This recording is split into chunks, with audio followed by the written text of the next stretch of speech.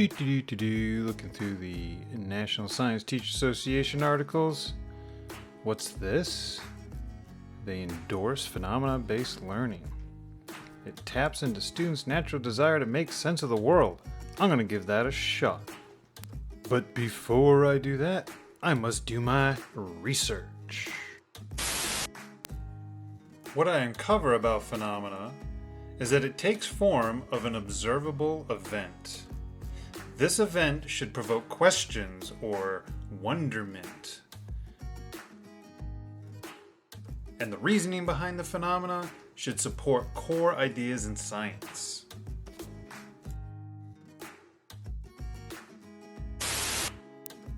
I want to find a phenomena for my biodiversity and biomes unit. In this unit, I need to have my students look at the global biome distribution, biodiversity in these biomes, and the factors that impact a biome and its biodiversity. This unit also features a learning expectation out of the next generation science standards, so I'm going to go there for some further details. In the keyword search, I type in the performance expectation. I pull up ecosystems, and then I immediately go to the evidence statement because it gives me a lot more information about what I need to teach and see from the students. So I'm going to have to introduce limiting factors and biomes and carrying capacity. When I look ahead at the other performance expectations in this unit, I notice that there are similarities in the DCIs and the use of data in the students' observations. So I want to kind of focus my data on some of the limiting factors that we're going to be looking at, such as precipitation amounts, temperatures of these areas, and the local flora and fauna in these certain climates or biomes. So sticking with data around those factors, I think I'm going to try and find a phenomena of some extreme climate on the Earth just to get the kids interested.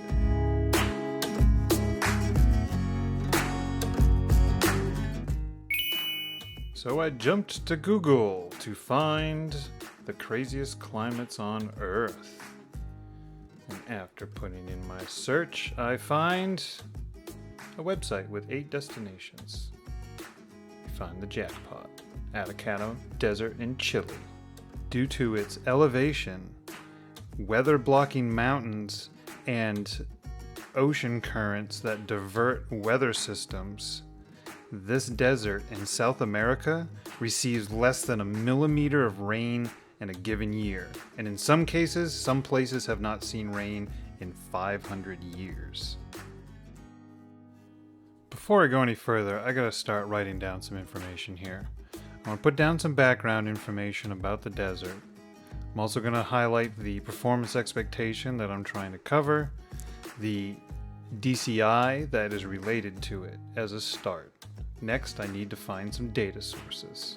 If you do a simple Google search on climate data for the desert, you'll get all sorts of websites that have day-to-day and recorded climate information, which can all be valuable. But for this phenomena, I really want to get the kids intrigued. So I want to show them precipitation. So to do this, I go to no other than the NASA SVS Studio, where they visualize all sorts of recorded data.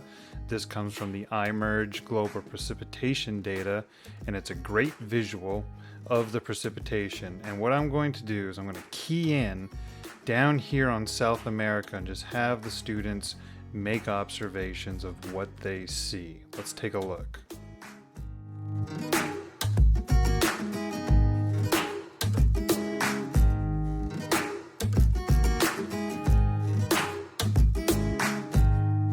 When looking at the patterns of this visualization, you'll notice that it occurs in other places in the globe. I wonder if they share similar climates. I will add these resources to my document that I'm growing. I'm going to put down my visualizations, and I want to focus on questions I want to use around this phenomenon. I just make sure my inquiry question is going to lead students down a path that will have them discover some of these concepts that they need to learn associated with this standard. The plan is the phenomena will raise questions that will lead students into these concepts.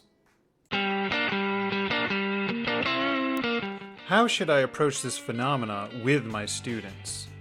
It comes down to the inquiry question that I pose related to the phenomena. This inquiry question should get students asking further questions. Implementation can be broken down into these 4 simple steps.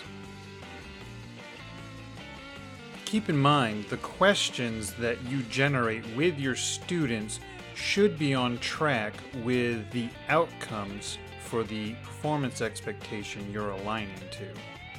The phenomena you choose is not the lesson.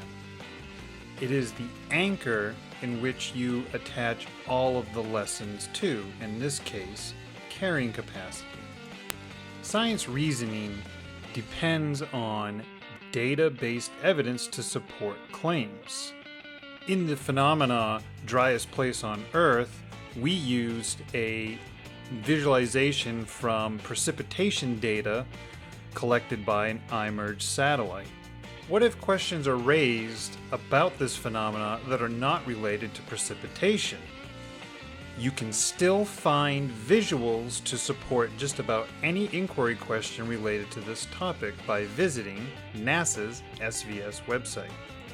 Searching by keywords or using the galleries within the website, each of these topics has multiple visuals based off data that can be a valuable resource to your students and answering their questions.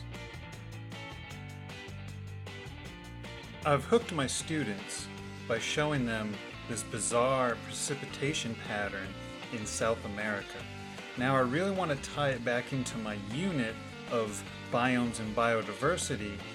I could show this visualization of global land vegetation and add more clues to the potential biodiversity of this desert we're featuring.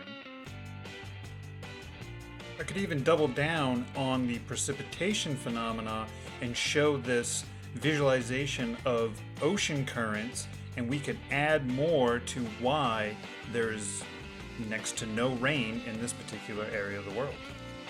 Allow your phenomena to be puzzling and baffling, but when it comes to the learning outcomes, make sure that these are clearly presented to your students. Remember, the phenomena is just an anchor or a justification for the lesson activities.